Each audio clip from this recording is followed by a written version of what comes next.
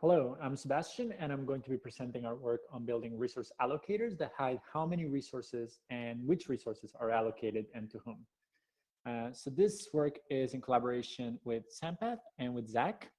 And just for context, this work is in the general area of preventing side channel attacks, although there are some key differences, which I'll get into. So let me just start by briefly reviewing side channels. When an application consumes resources, for example, when the application has a CPU to execute instructions, or when the application sends or receives a file on the network or accesses memory, the consumption of these resources can leak information to other entities in the system and actually even outside the system. And as one example, the rate at which your battery drains or your CPU fan spins can leak information about the kind of computation that you're performing. So if the fan is spinning very fast, then perhaps the task that you're running is CPU intensive. Similarly, the size of messages that you send on the network or your memory access pattern can also leak information.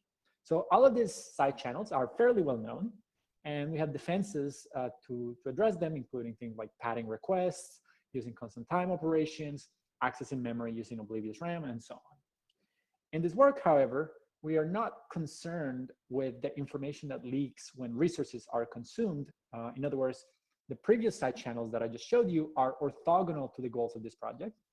Instead, we are interested in the information that leaks when resources are allocated, which is an event that happens before the consumption of the resources take place. So just to give you a concrete example, suppose that you have two users, Alice and Bob, who want to talk with each other using a messaging app like Skype. So in order to start a conversation in this app, Alice is going to use a dialing protocol to notify Bob of her intention to start a conversation. So she'll send a dial request. And at this point, Bob is going to pick up the call, which essentially allocates a communication channel between Alice and Bob that they can use to start talking. Now, imagine a slightly different scenario in which at the same time that Alice calls Bob, some other user, Charlie, also happens to call Bob. So in this case, the app will likely keep some kind of queue that stores the incoming requests. And then using a resource allocation policy, for example, FIFO, first in, first out, the app is going to allocate a communication channel to the first request, which in this case, it's Alice. Now, one thing to keep in mind is that in a system like Skype, you can only have one video chat at a time. Actually, this is also true of Zoom. So there's only one communication channel, which is a limited resource in this case. So what happens with Charlie is that, well, Charlie's out of luck, right? His request is ignored, or he's just gonna get a busy signal saying sorry. So the problem in this scenario is that if Charlie is the adversary, he basically learns that Bob is talking to someone else because he was not allocated the resource that he requested. In other words, he was not given the communication channel. And while this might not be a big deal for Skype because this was never part of Skype's threat model, this is actually a big problem in anonymous messaging systems because this attack actually enables other attacks called traffic analysis attacks, such as intersection and statistical disclosure attacks, which anonymous communication systems were meant to prevent in the first place. So in fact, to my knowledge, every metadata private messaging system that has been proposed in the literature is actually vulnerable to this type of allocation-based side channel. Now, I'm not going to dwell on this too much, but I do want to point out that resource allocators are everywhere. So things like, how you assign virtual machines to servers, or how do you allocate network bandwidth to virtual machines. So if you are concerned about side channels, it might actually be worth revisiting what information, if any, your allocators in the systems that you use leak, and to whom do they leak that information. With that said, in the rest of this talk, I'm going to formalize what makes an allocator private. And then I'm going to discuss why existing allocators, for example, the FIFO allocator using the messaging app that I just described, fails to guarantee privacy. And then I'm going to go over some of our constructions and conclude with a short discussion. So we start with a resource that has a capacity that is finite and public. So in this case, I chose a cake, and there's a limited number of slices. And we also have processes here at the bottom, which are the entities that want to consume the resource. So these processes want to get a slice of cake so they can eat it. And finally, we have a resource allocator, which is an algorithm that's going to determine how to assign cakes to processes. So if we think of time as happening in discrete rounds, then in every round, some subset of the processes are going to ask for a slice of cake, and the allocator will assign the slices of cakes however it sees fits. So in this particular case, it gives process 1 a slice of cake and gives process 2 nothing. And the way we're going to define privacy is with a notion that we call allocation indistinguishability. So suppose that we have 2 slices of cake. Those are our limited resource. And suppose that we have a set of processes that are actively requesting a cake in the current round. So these 3 processes that I'm showing here are going to be a subset of all possible processes in the system. And these ones are the active ones. And a subset of these active processes are going to be compromised by the adversary. And I'm going to call those processes the malicious processes, which I'm denoting with this red box. And we're going to call the remaining processes the honest processes. Note that the allocator doesn't actually know which processes are malicious or honest. This is completely invisible to what the allocator does.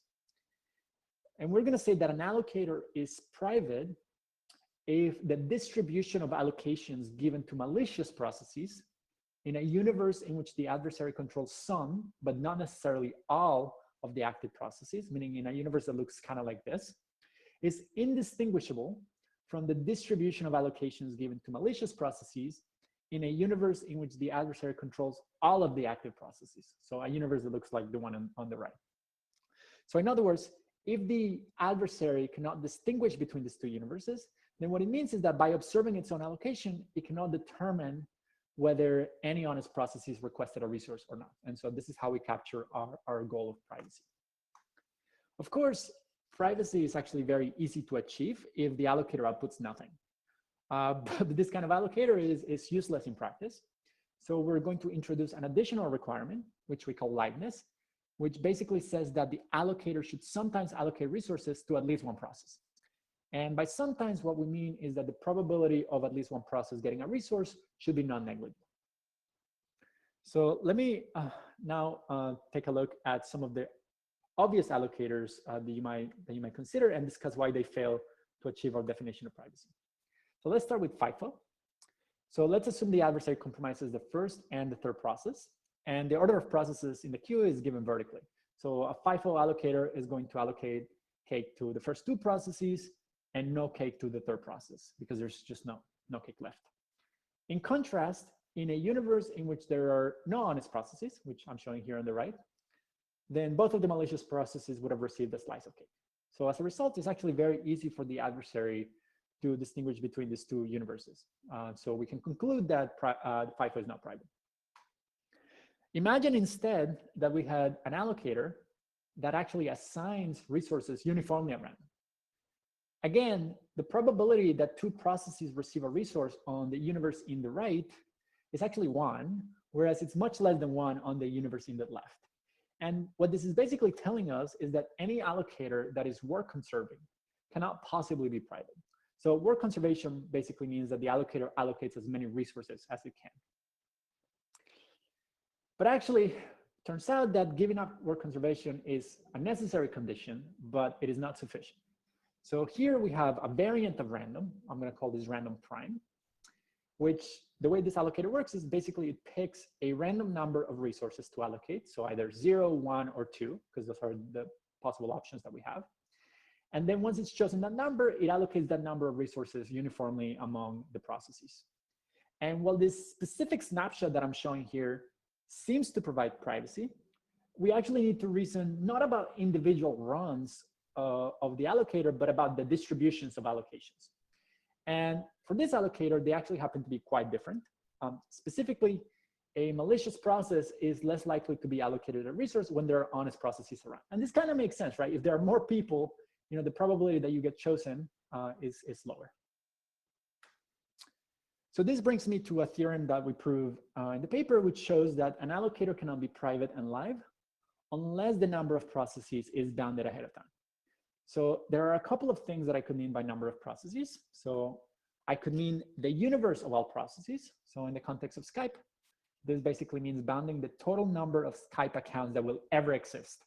So you might come up with a bound, let's say 7 billion or 14 billion or 21 billion, whatever makes sense. The second possibility is to just focus on the active number of processes. So in Skype, this basically means how many dialers will call a specific client at the same time. And so this bound could be significantly lower or like smaller than the bound for the universal processes. So this bound might be on the order of, let's say, 1,000. Or we can focus on just the honest active processes. And so this bound could be even smaller because at least personally, I don't think more than 10 of my friends are going to call me at the same exact time. Now, what we find is that in the first two cases, we can achieve information theoretic or computational privacy. So the distributions of the allocations in the two universes that I was showing you earlier are going to be either statistically or computationally indistinguishable. And in the last case, we show that you cannot achieve cryptographic privacy, but we can at least guarantee differential privacy, meaning that the difference between the two distributions is going to be at least bounded.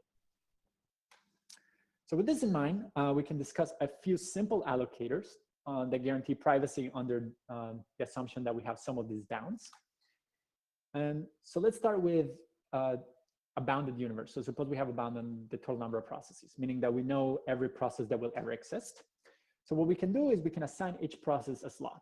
So since we have two slices of cake, we can map at most two processes to each slot. So slots are given by integers here. And the way the allocator works is it compares for each active process their slot number, and it compares it to the current round number modulo 6. Remember that time happens in rounds. And if they happen to be equal, then the process is allocated a resource, otherwise they're not. So this allocator is private because allocations become completely independent of which or how many processes are active. It only depends on whether you happen to request a resource during the round that's congruent to your slot. It is also live because if the total number of processes, so if the bound in the universe is polynomial, then the probability that a process gets a resource is also going to be non-negligible. If we make a more realistic assumption, which is that the number of active processes is bounded, then we can construct an allocator that the way it works is it simply pads the number of processes with dummies and then allocates resources uniformly at random among all the processes, including dummies. And if a dummy gets a resource, then the resource is basically wasted. And so the idea here is that suppose the bound is 3. So it doesn't matter in which of these two universes you're in, there's always going to be 3 processes. And so the distributions are going to be the same. And again, this allocator is also live because if the bound on the number of active processes is polynomial, then the probability that a process gets a resource is going to be non-negligible. There are, however, situations where actually bounding the number of active processes is pretty challenging because the adversary might be able to create an arbitrary number of processes. For example, it can create syllables. And if that's the case, then the number of malicious processes is going to be unbounded. Or maybe there is a bound, but it's a useless bound. Like 2 to the 64 is a bound that's probably good in practice, but it's going to be useless. So we can't use the previous allocator in this situation. However, it is still possible for us to achieve differential privacy if we assume that the number of active honest users is bound. And specifically, what we can do is we can think of these two universes that I'm showing here on the screen as neighboring databases. And we know that the number of entries that differ in these two databases is going to be the number of honest users. And that number is actually bounded. So the sensitivity of the resource allocation function is going to be based on this bound. And the details are, of course, in the paper. But what the allocator can do is that it can sample noise from a Laplace distribution. And that noise is basically going to determine how many dummy processes to add. And then the allocator will just assign resources uniformly among the resulting set of processes. And what we show in the paper is that this kind of allocator is going to ensure that the distribution of allocations under both universes are relatively close. And so we get this flavor of differential privacy guarantee. Now, we can then compare how wasteful different allocators are using a metric that I'm going to call utilization. And so utilization is basically the ratio between PRA, so the private resource allocators, and the non-private work conserving allocators. So in this case, a higher number means less wasteful. And to the right means weaker assumptions, so assumptions that are more likely to hold in practice. And the x-axis here gives the bound of active honest users. So in this particular experiment, we assume that the honest processes are 10% of all active processes. So the bound on active processes is going to be 10 times the number that you see on the x-axis. And the bound on the universal processes is going to be fixed at 2000. And so the behavior that we observe from the slot-based allocator is that it's going to be, very wasteful no matter what, because the bound is fixed at 2000. And the other two, you would sort of get something that you might expect, which is that as the assumptions get weaker, the utilization goes down. So the allocator is more wasteful. One thing that's interesting is that RRA, which is the random resource allocator, which guarantees information theoretic privacy, actually gets better utilization than DPRA, which is differentially private. And one reason to explain this improvement in utilization is that DPRA actually makes a weaker assumption, which is that it can tolerate Sybils, whereas the randomized resource allocator cannot. So in some sense, this is the cost that you pay for having Sybil resistance. So finally, I want to spend a few seconds talking about some of the other results in our paper. Because we're dealing with resource allocators, which are common in economics, we also look into how our definition of privacy affect other standard properties of allocators.